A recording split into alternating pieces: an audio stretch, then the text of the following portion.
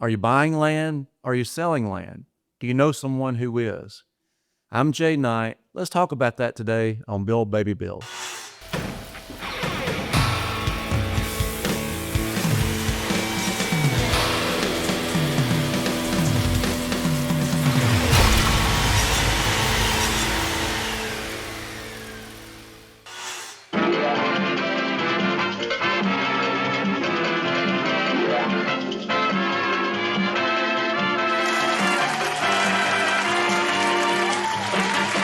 Mr. Jones, so we're going to go over some paperwork before we get started, okay? You own this land a long time, right? Land's been in my family for 120 years. OMG. Well, we'll do a neighborhood that makes you proud. Let's get started with the LOI. The LOI sets the terms that we will need to draft the PSA. What is the ASP of homes in the area? Well, never mind. We'll get that together. So here's the LOI. It sets forth the terms like DD, or you may prefer IP. Once that's executed, we'll order the PSA. Executed? I'm sorry, we'll order the PSA from our counsel. Once completed, I will get to you and your attorney can review. You'll likely redline the PSA. That's to be expected. Like once again, the DD or IP. While I'm writing, do you know the parcel ID or tax ID? So once we refine the PSA, DD or IP, AG, R1 or R2, R4 or R5, DD or IP, CMA, CRM. VP of Sales DP, the CMA ASP, PP, EMD, DDs, ROR, but ROI, ROR and ROI, and ROA. VP of Sales DP and the division's VP of Finance, Regional VP and the National VP, and the CFO and the CEO, ASAP. The DD or IP, the initial EM deposit, counties P and Z to learn their MO. Do they require a CZIM? Or do they only require P and Z? Mr. Jones. And then we can discuss closing on your property, Mr. Jones. How long will that take? ASAP? IDK for sure. WTF. All right. Well, that was fun. Thanks to my dad, Perry Knight, and Caitlin McLean, formerly Caitlin Knight, for starring in Acronymbia. And we had some fun with that. I've got two real estate professionals joining me today on Build Baby Build. I've got Alex Holt and Josh Irwin. And both these guys, we've done business with them and known about them in the industry for, couldn't be too long. These are two young guys, but it seems like it's getting longer and longer, especially for me. So Alex, would you introduce yourself? How long you've been in the industry? Yeah, What you do, where you grew up? absolutely. Alex Holt, like Jay said, and I've been a land broker for 15 years and started in the dark times after the global financial crisis and sold some bank deals to the Knights. And then we've been off and running since then and done a lot of land development deals that we've sold to the Knights prior to their, different transactions of their home building companies. And we're mostly focused in Atlanta. We had a company called Avalon for a long time, and then we joined Walker & Dunlop 3 years ago to head up their Southeast land team. So we're working in other Sunbelt markets now, and which has been positive. So, Well, that's really, but Atlanta's still home base, and and that's where you're from. most of our folks, born and raised in Atlanta. So, Josh, how long you been in the industry? I have been working in the industry for 22 years now, total real estate. Started in 2001. If there's something in real estate that I haven't done, I don't know what it is. Now I'm in land acquisition. I've been doing that for a little over 3 years now.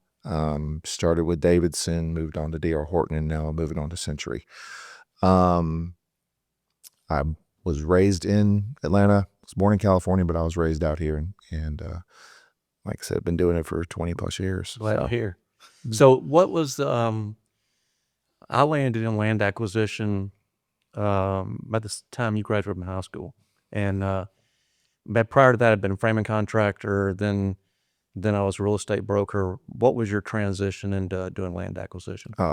Mine was a very weird story. I was supposed to go be a new home sales agent for Davidson.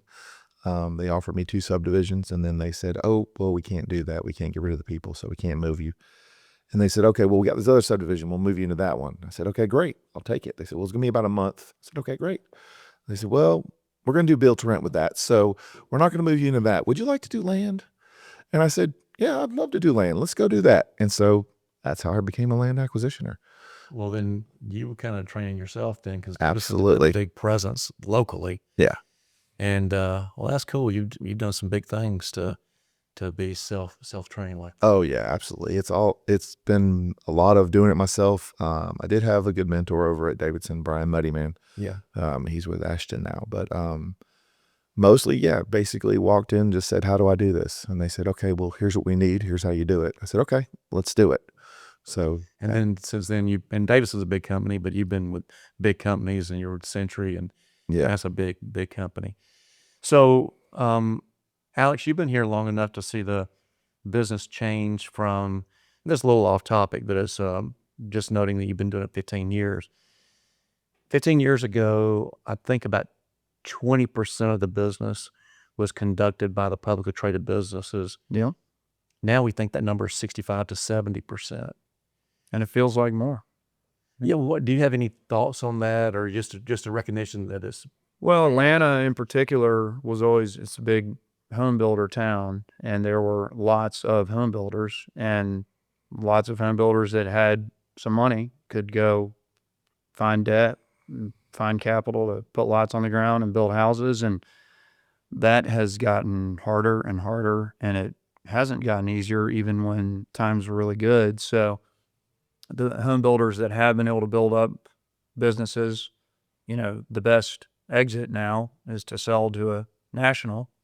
And that has been the path of most of the privates that have been able to build up big land positions and big operations. So, there's just been more and more consolidation in the building business, and it's really hard right now from a capital standpoint for private builders to build up and compete. But now might be the time to do it when we see a bit of a pullback. There's an opportunity. so. And Josh, we were building in Atlanta for organic growth, 35, 36,000, at times more than that, but we think the consensus is around 36,000 building lots a year. It looks like we won't plat quite 15,000 in the next 12 months. correct. So I did land, when we sold our home building business, I did land acquisition for that company. Right. And then I know you've done land acquisition for big bear companies. At what point do you think those nationals, and Alex, you can speak to this too, do you think they'll lose interest in Atlanta? Because when we had sold, we had just sold 1,000 homes. So last year we owned Night Homes. Yeah. The goal was to get to 1,500. Well, if there's only 15,000 lots being developed, you have one company that's trying to do 10% of the market. Yeah. Mm-hmm. That's never happened. Well, do you have any thoughts on that? Like, at what point would a company look around and go, we're pulling out? I would say that the ones that are not fully invested in Atlanta are going to be the ones that are going to pull out if they do pull out. I don't see like a Pulte or Horton or, any of the larger nationals or even the larger regionals pulling out, because everybody's still moving here. Okay. Atlanta's still business wise and otherwise, it's still a good place to live. So the value is still here. So even though the lots are getting higher and higher, it's still value-wise overall, when you look at the whole nation, it's still one of the best values. So people are going to still come. Well, that's good. I'm glad you're optimistic. No, What do you have any thoughts? I'm optimistic as well. I mean, Atlanta's still the biggest machine in the South, and it's not even close. It is a really competitive home building market, though, because everybody is here. And when I go to some of these other markets, I go through my list of who we sell deals to, and I call them and say, well, no, we're not in Raleigh, one particular company. We're not in Charleston yet. Doesn't exist here. Everybody's here. And other nationals have come here in the not very recent past. Are all of those, like Josh said, newer entrants that are big players, are they going to stay here? There may be one or two that shut Atlanta down because they haven't figured out how to be successful here. They've got their business practices they're accustomed to in the Mid-Atlantic and other parts of the United States, and they come here and I think struggling to buy land and have developer relationships, and figure out what to build where. They've had subdivisions that have struggled, and then relationship issues come from that in the broader industry. Right. But the big players that are here, they're not going anywhere. Well, that's good to hear. So the video we just watched was kind of mocking how ridiculous some aspects of land acquisition are. And so I'm really intrigued with your experiences, the length of time. So Josh, you meet a farmer, you want to buy their property. Can you kind of walk through the process from that negotiation to final plat approval? Or no, yeah, final plat approval is good. Yeah. Okay. So basically what you're going to do is you're going to, I'm going to meet Joe Blow, whoever it is. And then I've got to convince him that he wants to sell that land. And then, that's going to take me a month or two just to get him convinced that he wants to sell it. And then I've got to guide him through the process of what that takes to sell that land. Minimum, you're looking at 2 years, minimum. And in most cases, it's longer. We can look at it 3 years in some of the deals we're working on right now. So once we get them convinced, then I've got to send them a letter of intent, an LOI, and say, hey, this is what we want to pay you for the land. And this is based on, for us, it's based on how many units we can get out of it. It's density that matters to us.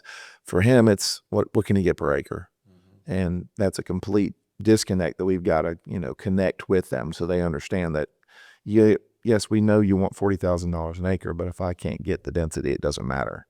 $40,000. Where's the $40,000? Every once in a while. Yeah. But if I can't get the density, it doesn't matter.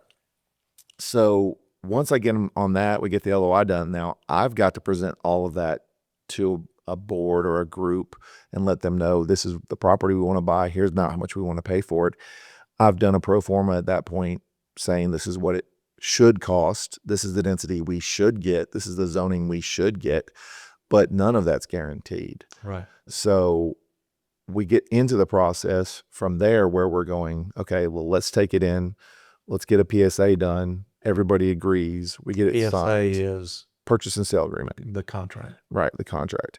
And that's going to take, even the contract's going to take, especially with the bigger companies, a month just Do to you get it do that done. financial pro forma before you do the contract? Absolutely. Okay. Yeah, have to do it because I have to get it approved, and then it has to get approved by corporate on top of that. So when we send in up the contract, once it gets signed by the seller, I send it in. It's going to take 3 weeks for them to review it, get it back to me. Now it's going to take a week and a half before we even send it in because you got to put all the stuff together and jump through all the hoops. So now we're 3 months in, 4 months in, and we've just now gotten a contract. Wow. So that's what I've dealt with to this point. Mm-hmm. Once you get the contract, get it approved, now you've got to go to zoning. Well, now you're doing due diligence, right? Yeah. So well, you didn't start your due diligence before you got the contract signed. No. We ran some basic development numbers just to make sure that the numbers that I'm putting in the pro forma are semi-accurate, but you don't know for sure. You haven't walked the water. You don't know if there's water on it. You don't know what the site plan's going to come out like. You don't know what zoning you're going to get. You don't know what restrictions you're going to get.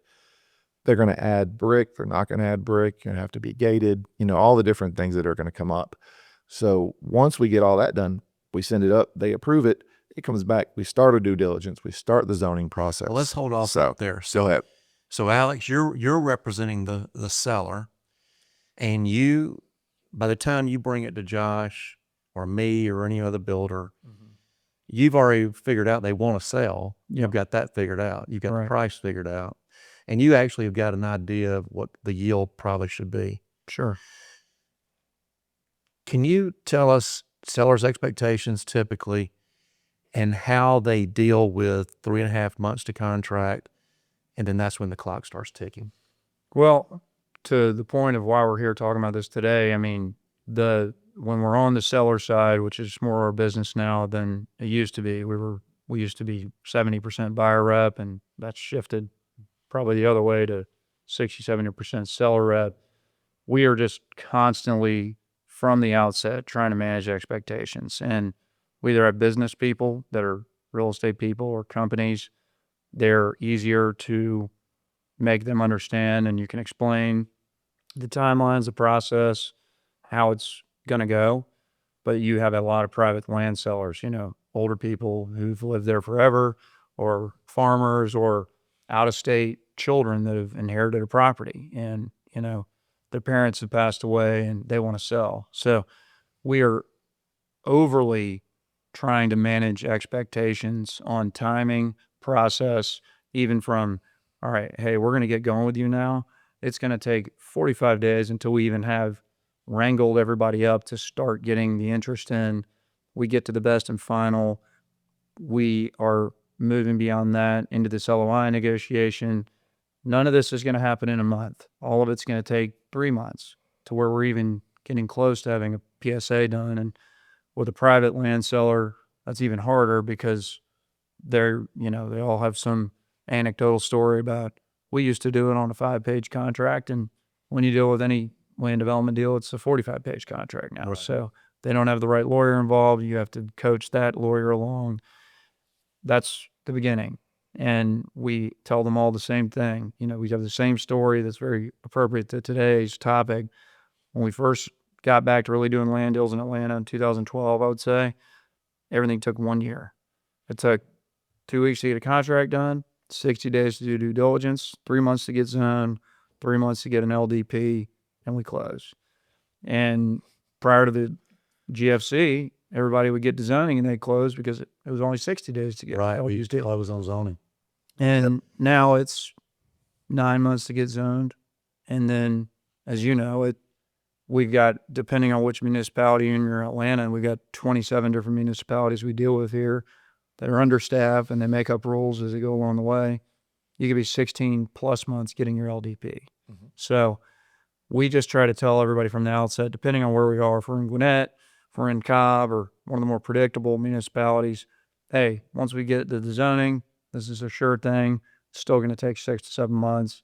If we're in one of the municipalities that the rules change all the time, we're going to say, hey, once we're to zoning, it's not a sure thing because we might lose lots on some interpretation from a new person they've brought in who wants to wield the power trip and, ding you on density, and we're going to have to deal with that later. So just overly trying to manage expectations. It's fluid and it's hard the whole way through. Yeah, it is hard. So now you've got the contract signed, PSA is done. Yep. Your LOI, how long is your LOI? LOI is only 2 pages. My LOI was 2 pages. I got one sent to me the other day that was 28 pages long. No.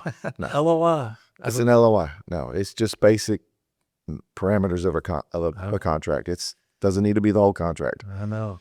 So can you explain what due diligence looks like? Ballpark what it cost, and what you're doing with that simultaneous to your end land committee or whatever you called it. Yeah. Okay. Well, due diligence is, cost wise depends on the property, obviously.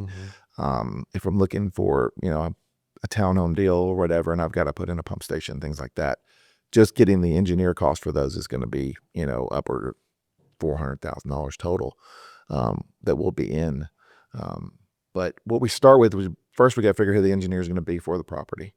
That's the very first thing we got to do. And that takes about a week for them to figure out which engineer they want to go with. They send out and ask for bids. What do you want? How much are you going to charge us to do these things and that? Then they're simultaneously trying to figure out exactly what zoning we're going to end up with. And so they're communicating with the county, the municipalities, the city, whoever we're in, trying to figure out what zoning will you guys give us. Yeah. Is they you? No, it's typically we have an entitlement manager who's handling the bids You get on one on side. the hook and then they do that. Yeah, Okay. yeah, I get them on the hook, and then we have forward planning division that's going to handle the zoning and everything else. Now, obviously, I'm involved in all of it, because they're going to come to me and go, okay, well, you need to talk to the seller, so you're the communication Right. to the seller. So, but once we figure out who the engineer is, then we ask for a site plan based on the zoning we think we're going to get. And they, finally get that back to us. We find out we're short 20 lots, or we have extra 10, whatever density we think we're going to get. But then we still have to go through the zoning process. So now we've walk the property. We know we need a sewer a pump station. We know there's a creek crossing. Our development costs are $20,000 higher than we expect them to be. We're down 20 lots. Does the deal still make sense?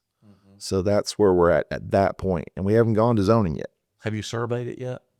No, we'll get the survey after we get zoning, because they got to make sure that we get You don't run into it where they require the zoning require the survey for zoning? Because I've had that lately. Yeah. We've had it, but at the same time, we try to avoid that cost if we can up I front. mean, that's Yeah, minimal 20 grand. Yeah. And you don't Right. even know if you're going to get anything yet. right. So that we try to avoid that cost if we can, but if we can't, then we'll do it. But So your due diligence runs till LDP. and you're doing the water, you're trying to get an idea of development costs before you have to fully engineer it.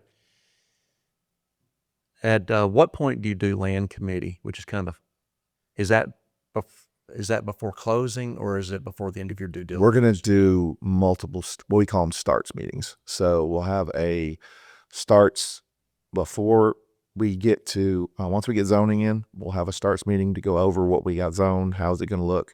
How's the whole deal going to look? Lay it out for everybody, sales, development, marketing, everybody's in the meeting.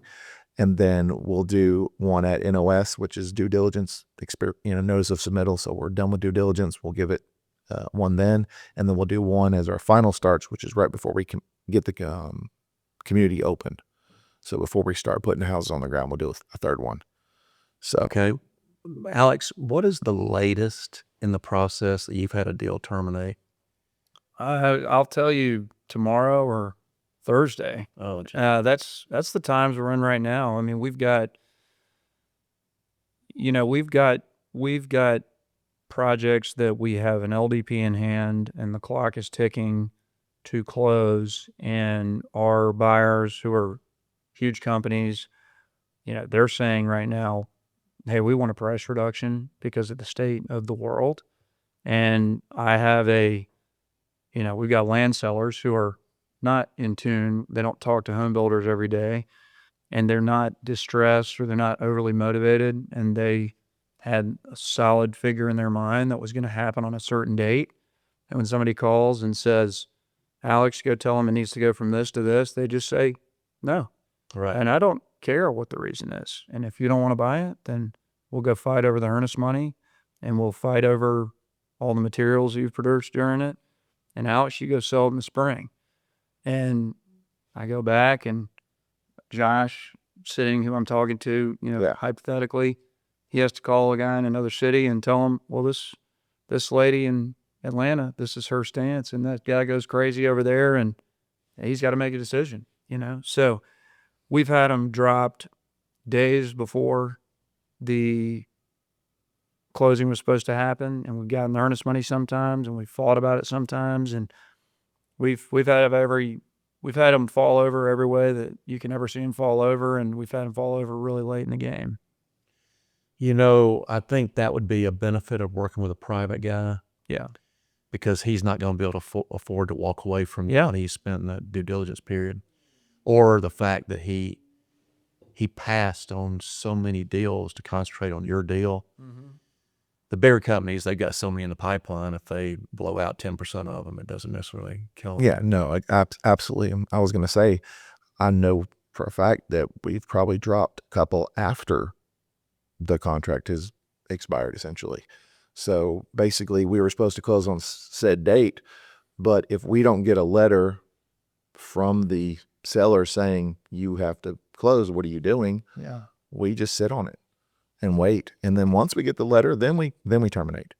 But I know for a fact that they've sat on a couple of deals that way where they just said, well, they haven't sent us a letter. So That's a really good point too, that we try to, if whatever seller we have, sometimes they've asked an attorney to go alongside us and watch everything, which you should. I mean, if you're talking about major dollars, it's good to have, we're real estate brokers. We can't give legal advice, but you have to be very mindful of saying, when you're dealing with a major home builder or lot developer, whomever it is, if you're not watching these benchmarks along the way and everybody's not tight on what they're supposed to be doing on the buyer side, you have to be putting them on notice. And you have to keep them moving forward. Josh's point, if LDP is issued and 15, 30 days goes by and they hadn't sent you anything, you got to put them on notice. So they got their cure period and that's all they've got. And if you just sit there, Who's putting who on notice? seller needs to be putting these buyers on notice that they're missing benchmarks or closing periods or LDP submittals. Is that what periods. you have to monitor on their behalf? Yes, we do. We should. That's what anybody should be doing who's on either side of it. We try to assuage some of the seller fears of timing by saying, now listen, this is going to take how long it's going to take because Douglas County, Henry County, South Fulton, whatever it is, Cartersville is going to take however long they want. But what we can do on our side is we can demand and insist in the contract that 75 days after the expiration of the due diligence period, this buyer should have submitted the full civil design for the first review of LDP. And every time they get a set of comments back, they need to respond and resubmit within 30 days. And they need to file for their zoning within 15 days of the expiration of the IP. Like, we have a pretty set book of rules we like to ask for. Right. And then somebody, if a builder says, look, my engineer's overburdened and I need this many days. Okay, well, that makes sense. But we just want to control, we can control, which is you're submitting on time for zoning, you're submitting on time for LDP, and you're responding in a very timely manner. If you're doing all that, then we tell the seller they're doing everything they can. And then we're at peace with that. I mean, you've been doing it 15 years successfully, so you're managing that well. But I know it's not easy. No, it can't be easy. And I'm assuming you've lost some deals because somebody overpromised that, and that they were much more optimistic and said what the seller wanted, and ended up probably failing. Do you know? So my inspection period now runs through zoning, is what we run our IP through. How long was your inspection period? Alex said the kind of things that made me prompt him. Somewhere about 9. We try for 120 days, but It's always contingent on Yeah. zoning anyway. and it's contingent on zoning. It's contingent on land disturbance permit. It's contingent upon anything they can make it contingent upon. The Obviously, companies you work with is the Financial Review. I work for one of those companies as well. yeah. And so, and then between zoning, and Alex is right, it shouldn't take more than 75 days. And you may have just put that number out there as a kind of hypothetical. Right now, it's taking us 120 days from zoning to be able to file a complete set of construction drawings. Oh yeah, no, absolutely. And the funny thing is, it really shouldn't take that long right now because most of the engineers that I've talked to are asking for work. Right. They're not busy. They have time, but it's just overall getting the answers they need from municipalities and from other people that are just not able to do it. So the contract was clear. It Yep. was going to close at LDP. Alex made it clear. You made it clear. My experience has been that doesn't change the fact that after zoning, sellers want to set up closing. Oh yeah, no. And because that's a formal action. They start packing the house, and I go in and I say, don't start packing yet. You're going to live here for a little while. Yeah. Yeah, no, that's the what we've seen in the last 6 months has been a shift from people accepting that we weren't closing until LDP to people saying, I want to close at zoning. We want to close at zoning. We don't want to wait till LDP. And then that requires us to look at it and go, okay, do we need to get a third party involved? Do we have to find some way to land bank it until LDP? Or how do we make that deal work still? Or do we want to? Do we want to take In that this risk? environment, I think the answer increasingly is we don't We don't risk. want. Yeah. Now, when times are good, Yeah. when there's new entrants into the market and somebody's desperate to, they're desperate's the wrong word. Somebody is very purposeful of saying, we are going to come in and nobody knows who we are yet. We have seen instances in spurts, post GFC where people will close at zoning, but it always ends the When same you say way. GFC, you're talking about the financial. Yeah, 2007, 8. the companies that come and do that very quickly stop doing that and then have horror stories to tell about why they're never going to do that again. So those are pretty rare spurts. But if you have either a seller that has some dead set time, mandate ahead of them, and they're willing to meet the market and sell it cheaper than D.R. Horton or Century or, any of the big home builders DRB would pay, then we'll find a private builder or private developer, like the Knights or plug in whoever else that will say, hey, there's a discount. That's safe. I'm willing to take that risk. And that's who we have to sell that property to. And they know that. And we explain that. We say, no, you're going to leave money on the table by insisting on this timing. If you know that, we can accommodate that for you, but you will not realize the full value of this property if you don't do it that Well, way. that's great that you have the sophistication to be able to educate them that it's possible, but you will leave money on the table, but you do have the certainty of a closing date. Yeah. So, And some of these private sellers, I could make $9 million in 2 years, or I could make $6 million in 1 year. It's just a lot more people that are not in the business don't realize how anxious and how stressful this is for private land sellers to do this. And they really can't stand it. The time, it just eats them up. So a lot more people than you think take that quicker option. do you think that, so my experience has been 80-year-old landowner. Everything around them's I got 2 of these deals going right now. Everything around them's been developed. They've been paying taxes for 80 years. And they decide to sell their property because it's their turn. Yeah. And they think it's going to close in 3 months when they first talk to you. Mm-hmm. Yeah. And what's that like? I mean, you're talking to an 80-year-old person who now is on the realization if they make it to 83, they're going to be 83. Yeah. Closes. What's that message? I mean, we touched on it earlier, but put a real, those people. Well, it's a lot like what we were just talking about with timing. They are surrounded by subdivisions, and let's say they're up the road and they're in Fayette County or they're in Fayetteville here. They say, my neighbor did this and my neighbor did that. And I say, okay, well, I'm going to tell you, I'm going to explain each of these to you and how they transpired. Davidson Homes bought this property next to you.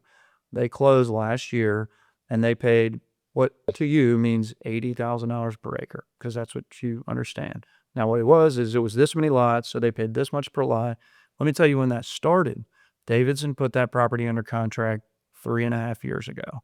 So they got to this outcome. It took 3.5 years to get to that. Mm-hmm. If you want to get to that, we can get to that, but it's going to take that same amount of time. And then if they freak out about that, you say, no, look, if you're just done and you have effectively no basis in the property and it's going to be a big windfall of money for you, there's a 4-month number. It is half of this guy next door. So if you want the guy next door, you got to go in for the ride. And if you want to close fast, you're going to be half of them. You tell me what you want to do. That's a great way to explain that. So, Josh, Alex just touched on acre, because a large part of our audience will think of land in terms of acres. And we say we're purchasing lots, you're selling acres. And to try to start the conversation, can you give us why that's an important distinction? Oh, it makes a huge difference, because when you're concentrating on, I'm getting this much per acre, you're thinking, okay, this is the amount I'm getting, period, regardless of what happens. Whereas on the builder side of it, we're going, okay, we're paying this much per lot. If we lose lots, we have to pay less. It's that simple. We can't pay you what you want per acre if we lose this much density. So can you predict always the number of lots you'll receive per acre? And what could be the variables? I can't predict it. I do have a little formula that I use. We take out about 40% of the acreage just for roads, curbs, amenities, potential water, potential wetlands. We take those things out initially, just right off the bat. And that'll give me a basic number to work off of. And then I have to base that also off of what zoning density I feel I can get. Once I get there, once I figure out a zoning, then I can go, okay, this is realistically, I'm going to be within 10 to 15 lots of what I've predicted. And in most cases, we get right around there. It just depends on if all of a sudden there's an extra creek we didn't count for, or dry riverbed or whatever. But there's a lot of different things that impact that ability to get that. Well, one is the zoning, obviously. That's the most important one. But again, things like a dry creek bed or things like that, where they are not considered in the floodplain, but they are still considered wetlands. So they still affect our ability to put land on lots on the ground. Rock on a property definitely affects a lot of the deals, especially when you're over in DeKalb or Rockdale or Newton. So this has all been taking place during due diligence when you're discovering this stuff. Yeah, we're learning. And then on the density side, the yield per acre, we think we'll get look, if it's a septic deal, we think we get one lot for every 2 to 2.5 acres. And that's kind of a general rule. And then if it's a sewered townhome deal, we think it's going to be probably a 6 per acre yield. Maybe 8. But you can get the 8 in the zoning, Right. Yeah. but your yield when it's all said and done because of streets, whatever those things. So, to put numbers on that, I want to pay for a septic lot, let's say in a really attractive area, Cherokee County, somewhere like that. I want to pay $30,000 for the dirt. Raw. Yeah. Well, then I need to pay $15,000 an acre. On a townhome deal, if I'm willing to pay $20,000 a unit, then I can pay between $120,000 and $160,000 an acre. So for the audience, my per lot cost is cheaper at $160,000 an acre than it is at $15,000 an acre. Correct. On a per lot basis. And there's a lot of reasons you would do that, the lack of utilities, that kind of thing. Oh, yeah. So we're through that. We got our zoning. You take a few months. You're applying for land disturbance permit. What does that process look like? Basically, the entitlement manager runs with the engineers, goes to the county or the city, wherever it is, municipality. I sit in several of those meetings. We talk to them and say, okay, this is what we're trying to do. This is what we want. They say, okay, yeah, you have the zoning. And then they go, okay, send us engineered stuff. Send us this. Send us this. It's always more paperwork that they want. Once you finally get all that stuff in, then you got to have another couple meetings with them to make sure that everybody's on the same page.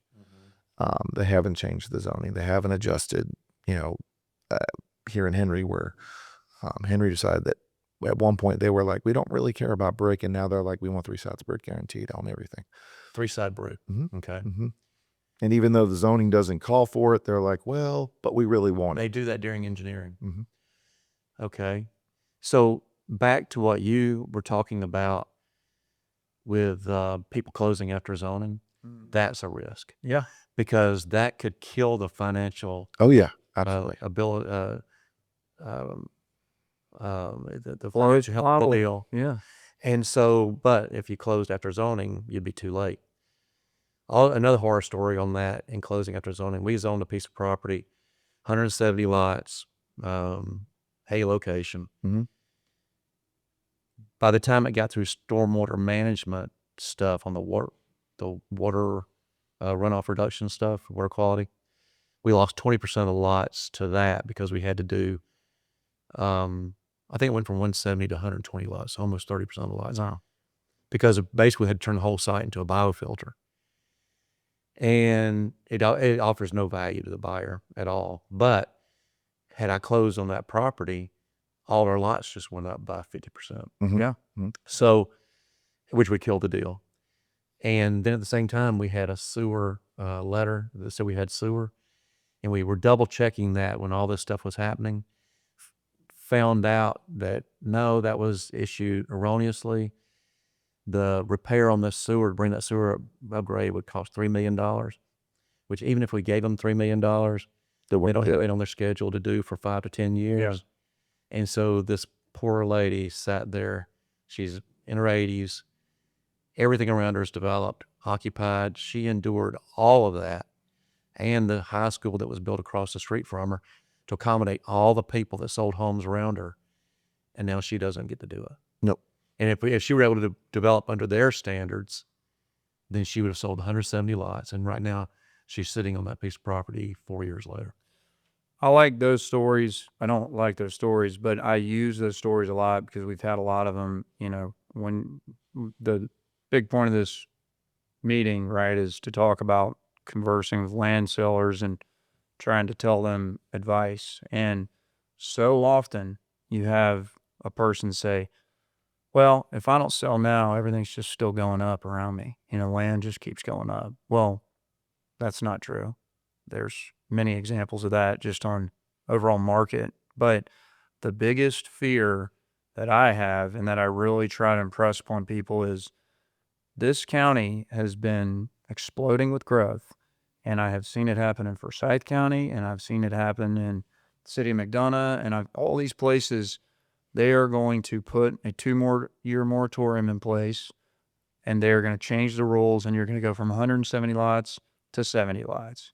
And if that doesn't happen, they're going to run out of sewer capacity, and we have nothing for years potentially. So there are huge risks of waiting, that when the window's open and you can get zoning and you have sewer available, if you really want to sell ever, you should do it then.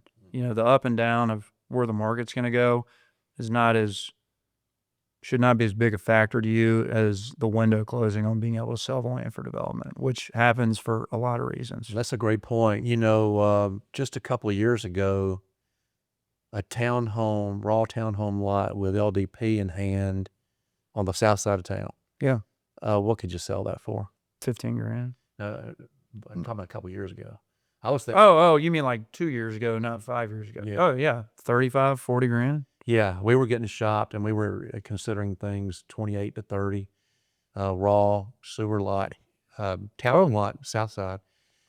Right now, what do you think that's worth? Well, we have a case study where, you know, developer friend of mine and we were under contract at 43 a lot on, you know, it was a really good location, and we're setting it up, selling with an LDP.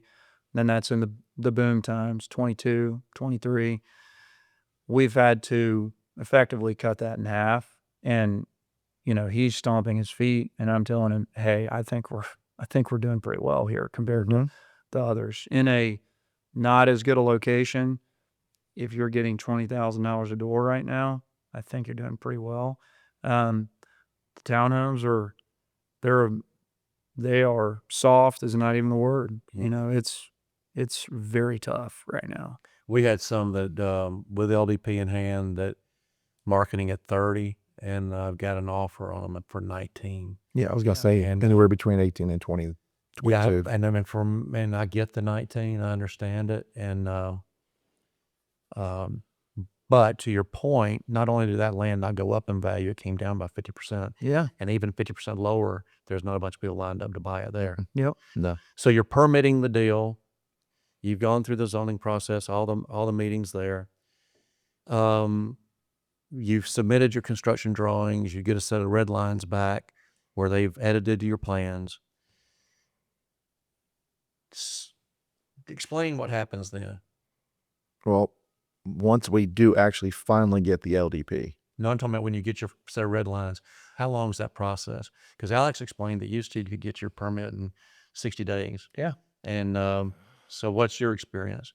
it depends on obviously municipality, but I would say anywhere from 3 to 6 months to get a final answer back. I think You're doing well. Yeah, you're doing great. And like I said, we are having multiple meetings before we get to that point.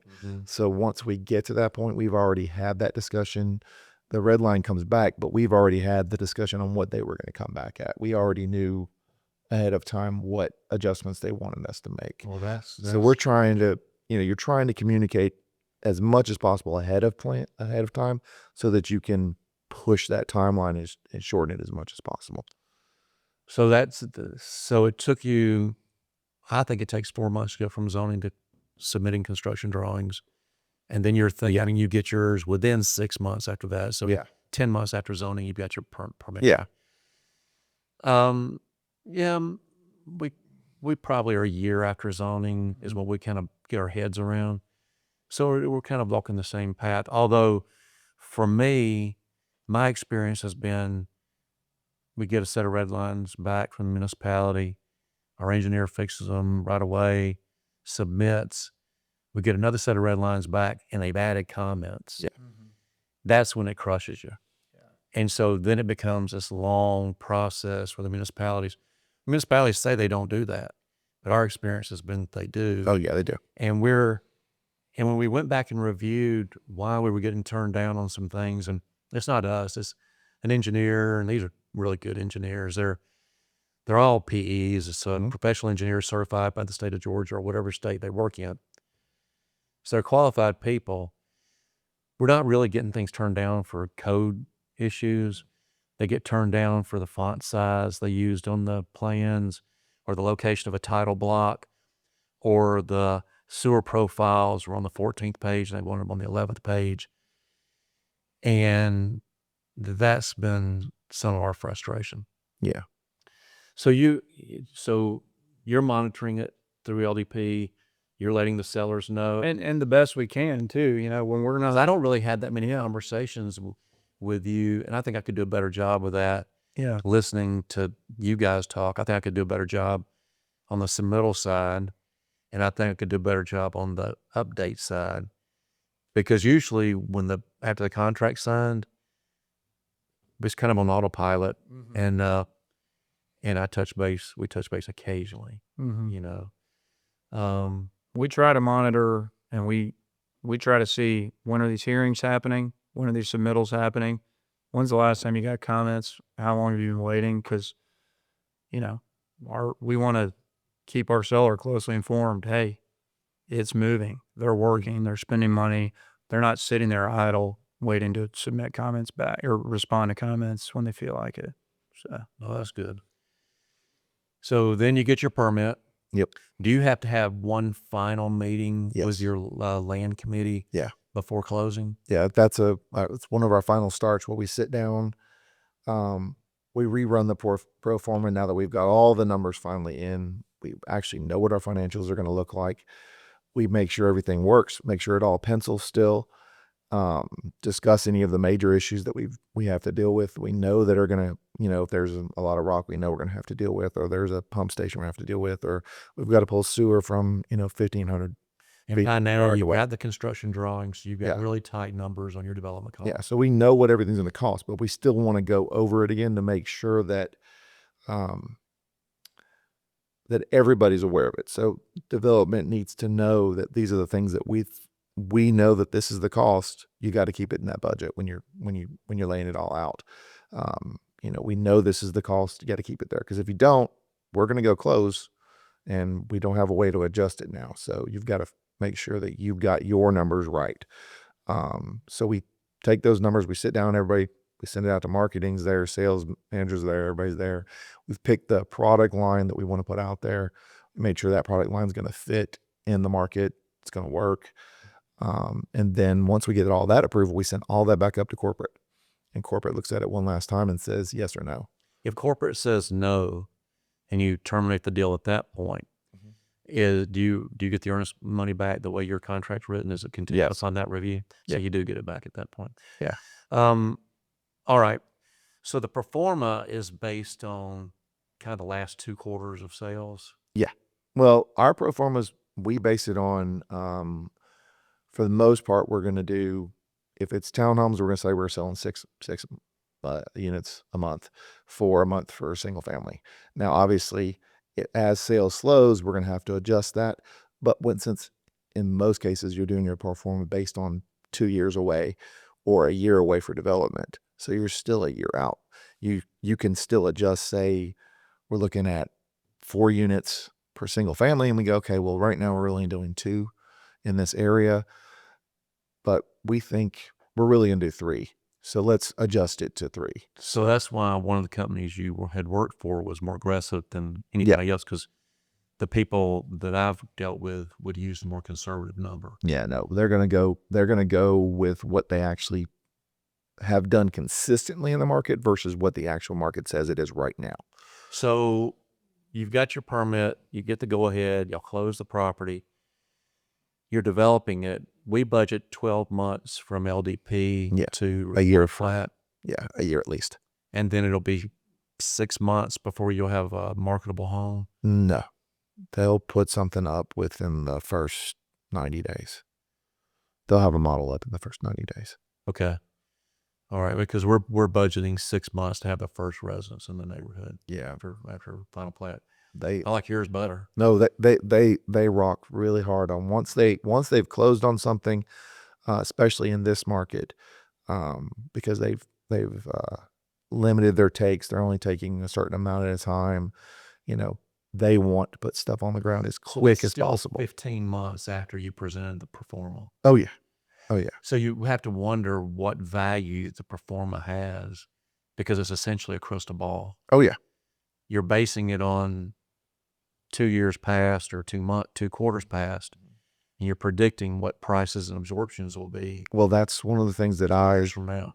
I actually was trying to get instituted where I was that we did a pro forma review every 3 months.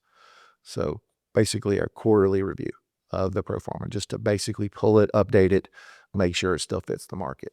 Pull it, update, make sure it fits the market. Because even if you're developing it with the larger builders, you have enough product line that you can change that product to fit whatever lots you're going to put on the ground and still stay within whatever the zoning is.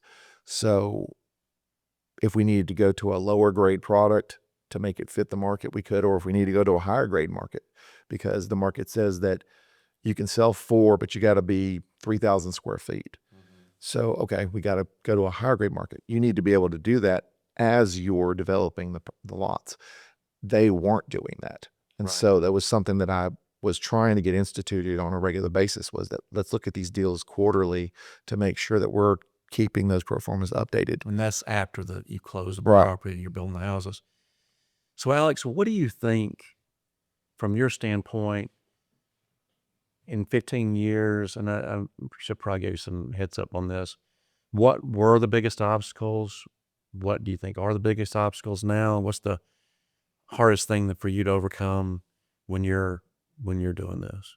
And Josh, I want to talk to you about this. Land development cost and government delay, and I wouldn't say overreach, but interpretation that becomes expensive for the development of the land. Vertical housing costs have risen a lot. We're seeing some relief in that now, but the biggest reason that we went from houses in Gwinnett County 4 years ago being 350 grand, now they're 550 grand, which I think is as big a reason we are in a slowdown as anything. Is Right. Atlanta was an affordable place for a long time. It's not that affordable anymore. It's, Josh said in the beginning, and you know it, you're a lot developer. You could buy lots for 25,000 a blank. You could put them on the ground for 25,000 a blank. A developer would do that and sell them for 75. Works well. Well, now the land costs 50 and the lots cost 95 to develop. You're sitting on a $150,000 lot before whoever did that has even tried to make money on it. You're going to be in the 500s. So land prices have risen a lot, and that's our job, is to do that for sellers, but it's caused a strain, land pricing and horizontal development pricing. Those are the biggest problems right now. What do you think? Well, I can tell you land development costs have gone up just in the 3+ years. When I first started, we were estimating land development at 70,000. And that was high back then. Yeah, and that was very conservative of course, back then. we were trying to be conservative because I wanted to make sure my deals actually worked when we got to the end. But we started at 70, and now I'm at 95, in some cases 100, and it's the same county, and it's only 3 years later. That's $30,000 bump in 3 years, which if you're looking at your cost per lot, and then you want what your cost for your house is. Why are the houses keep going up? Well, if the land development costs keep going up, that's part of it. And the other part of it is we've been more restricted in what we're able to get density wise, but also in what the municipalities want those houses to look like. And that actually, people don't realize how much that affects the overall cost. But if you go in and you say, we have to have an 1,800 square foot minimum, we have to have a porch on the front, we have to have 3 sides brick, or we have to have a water table even, that all adds cost to the house. It doesn't actually affect the overall value of the house down the road, but it affects the cost of the house up front, which Right. affects us overall. Right. So development cost, to your point, are we budget about $1,000 a foot right now. So 70-foot lot would be $70,000 cost on top of the land.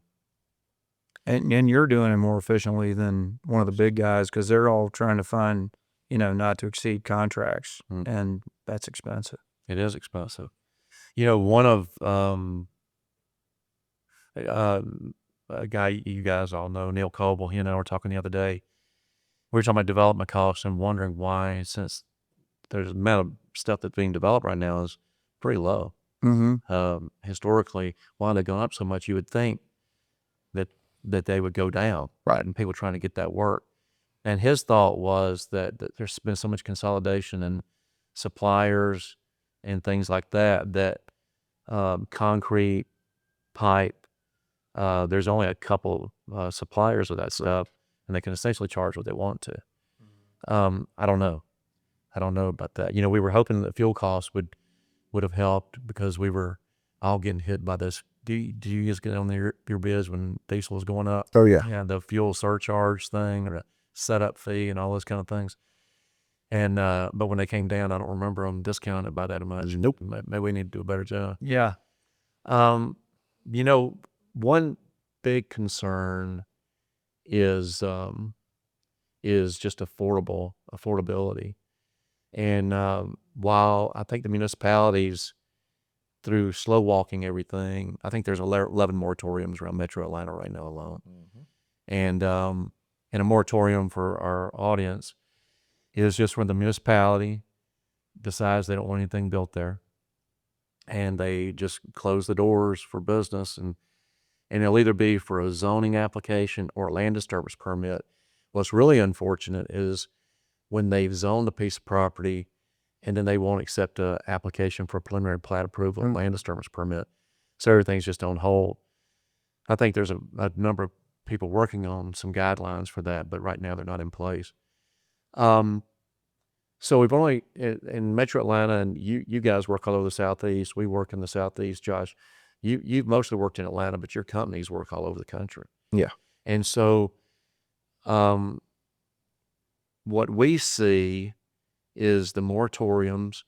We see that that 15,000 lots in this area being developed in the next 12 months in a market that needs 35.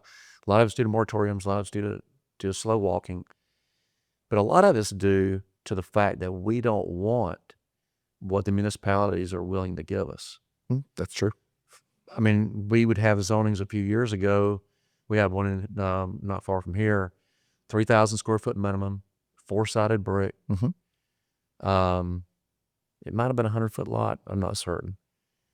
But interest rates were 3%. Right. And it didn't matter. 3% mortgage rates will hide a lot of inefficiencies. And so what's happened in the last, when rates started going up in the beginning of 22? May 22. Yeah, so when rates started going up, we all had to start looking at everything, every cost.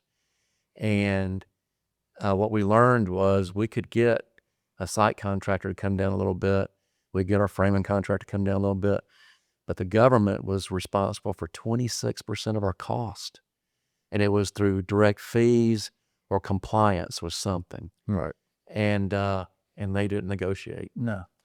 And so a moratorium, when you mentioned moratorium a minute ago,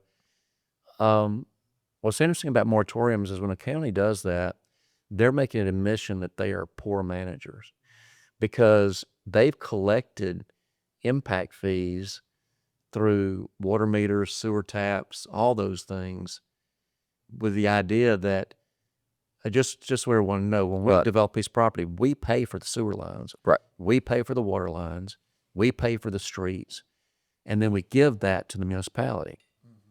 And then on top of that, we pay them a fee to tap into the water and the sewer. With that, they're supposed to make sure that they replace that capacity. Well, and all our schools are around this area are running about 65% of capacity. So it's not a school issue. It shouldn't be sewer or water. Can't be roads, because roads aren't supposed to be part of the equation anyway. We pay them to keep the roads up. But have you guys ever got caught in a moratorium?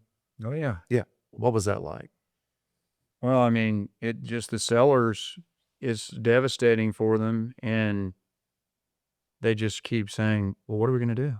I mean, we have a lot of sophisticated real estate sellers, companies, investors, they understand, and they say, yeah, this is U.S. government, small government at work. We just wait. I mean, there's nothing else we can do. I'm not trying to change the subject, but what's been more troubling to me, Newton County's got the most ludicrous one in place now. It's 2 years long. Right. But what's more troubling to me is like something that's happened in Paulding County, where there are a number of some private owners, but a lot of large, institutional type investor owners purposefully set up to speculate on land, own it with an exit strategy, and they bought land with the zoning in place, plan unit development zoning. And Paulding, in an effort to stem growth and slow it down and make it hard for production housing to be built, they just come up one day in a board of commissioners here and say, hey, we're proposing a stripping of all legacy plan unit development zonings, and we're going to vote on it next month. And they come in and do it. And you have spent millions of dollars buying property with the expectation you will sell it at a certain value because of the zoning you have, and the county takes it away from you, and you have no right to stop it. And there's case law at the Georgia Supreme Court that supports zoning not being vesting with property. So that's another one of those cautionary tales that we tell to sellers. Hey, look, maybe they were zoned by a buyer previously, and so they love to tell people about zoning they have. That can go away, and there's nothing you can do about it. Wow. And that's devastating. Yeah, of course it is. You've been in deals, had moratoriums? Oh yeah, we have a couple of deals going that were in. Basically, we got to zoning, and we were getting ready to apply for zoning, and they went, okay, we're going to do a moratorium. We're going to go look at all our stuff. We're going to redesign our plan. We're going to redesign our rules. We're going to change how we do these zonings. We're going to get rid of some of these zoning that you want. We're going to get rid of those, and we only have these zonings. So now what are you going to do? And you basically go to the seller and you go, okay, well, we're in a moratorium now. We can't close on your property. We're not going to close on your property. What would you like to do? And we've had one that said, we'd like to wait till the end of the moratorium. We've one saying, no, we don't want anything to do with that.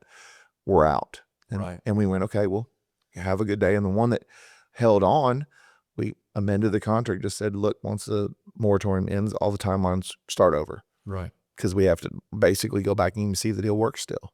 Well, this has been good stuff. We told a lot of nightmares. We have a lot of war stories. But it's an important business. Oh yeah. And it's a rewarding business. And why would you do it, Alex? Why do you want to be in this industry? Well, I can't do anything else now. All these deals take 4 years, and we got a lot going. And yeah, no, I mean, that is a serious answer. I'm too deep into it to ever do anything different.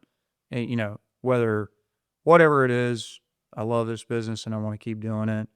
It's what I understand, and I do enjoy it. I mean, we had this meeting yesterday between this family. It's 3 grown siblings and their neighbor, and he's, they're all 70 to 75 years old, and they're sitting there, and one of the builders is here, and we've put them all together, and we're at this crossroads, stuck in a moratorium, but Thank God we got in there for the preliminary plat application before that. And these folks, they're all smart, but they don't know anything about this because this is not what they do for a living. So we've been able to come in and just help bridge. All right, whoa.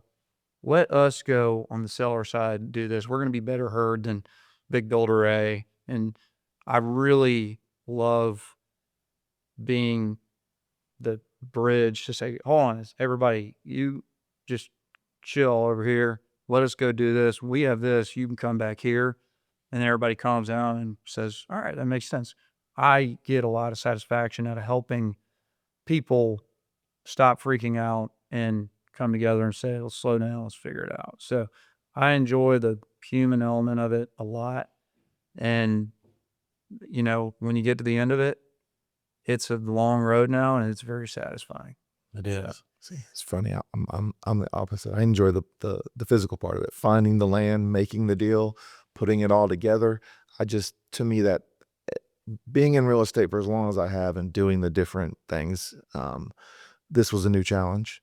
And being able to see it come to fruition in different things. Like I'll be driving with my kids and I'll go, hey, you see that dirt over there? And they're like, yeah. I'm like, that's mine. I did that deal over there. That's mine. That's cool. And they look at me and they're like, oh, really? You did that one? I'm like, yeah. And we're going to be driving by another one in a few minutes. And they're just like, oh, that's cool. And you get in the Delta plane and you swoop over. Yeah. That's pretty good. Yeah, it's a good feeling. I just enjoy putting the deal together, finding the land and putting it together and looking at something and saying, okay, this is just trees and grass right now. It's not a farm. It's nothing. It's just sitting here and nobody's utilizing it. We need housing. We need affordable housing. We need to be able to do something with this. So let's do something with it. And being able to find that person and track them down and say, hey, do you want to sell this piece of property? And they go, yeah, sure, we'll sell it, but we want this much. And then putting it all together and making it happen. And then once it's being graded and you can walk out there and go, I did this. That's cool. For me, it's just, it's enjoyable. I've seen the results of your work, Josh, and it's some good work you've done, and a lot of it. And I've been in those meetings, Alex, when you've got tempered things, and you're good at that. And I think that what we do, it really, when you talk about the people element, we build homes, and it's where people, get married, children take their first steps, people put up Christmas trees, check the mail. I mean, it's just, there's nothing like home. And we've gotten to be a part of that. And that's a very rewarding part of the industry. Guys, thank you so much for coming and spending time talking to me today on talking and spending time with Bill, Baby Bill. I'm confident some land acquisition folks will look at this, and I think it'll be a good tool for people to share with land sellers to say this is something we can do, but there is a process. Yeah. But thank you so much, Josh, and thank you, Alice. Thank you, sir. Jay, happy to be here, sir. Thank you. Thank you. Thank you very much.